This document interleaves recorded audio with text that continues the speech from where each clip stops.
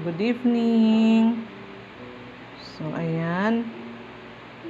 Ituturo ko sa inyo kung paano gumawa ng simpleng dessert. So, ayan ang ating fruit salad. Good evening, guys. Ayan, gagawa tayo ng ating fruit salad for tonight, no? Para mapalamig natin sa freezer. Kinabukasan, medyo frozen na siya. So, ayan po, nag-prepare na tayo ng ating mga ingredients. So, guys, ito na ating paggawa ng ating fruit salad.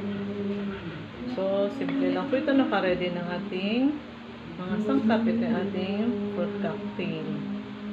So, nag-add tayo ng ating meron tayong pineapple chunks. So, ayan, meron din tayong kaong na red. Meron din tayong kaong na green. So, ayan. Meron tayong pimbensada, no? At saka, ito, meron tayong nata de coco. So, itong nata de coco natin is pineapple flavor. Kaya, ganyan ang color. So, lalagyan din natin ng pasas. Ayan. So, start lang natin to. Unahin natin. I-mix natin siya sa isang bowl. Ayan. So, ilagay natin ng mga sangkap natin. Ayan. Ayan.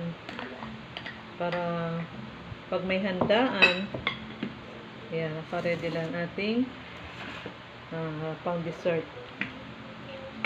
So, ayan. I-mix lang natin siya. Lagay na natin yung ating ayan, pimbensada.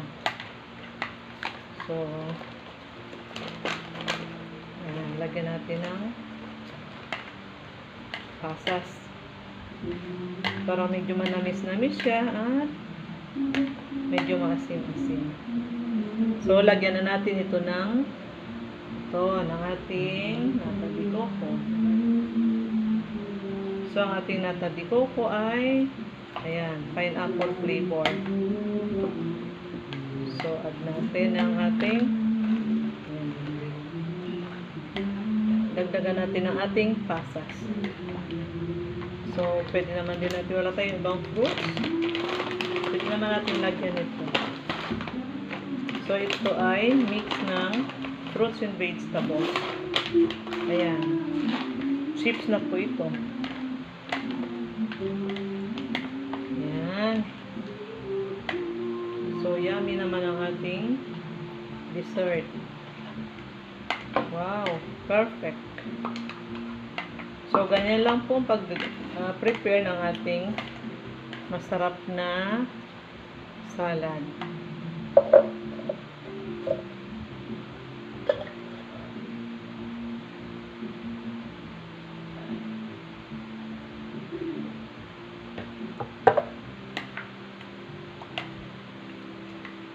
So, kung gusto nyo dagdagan na ibang fruits, pwede naman apple.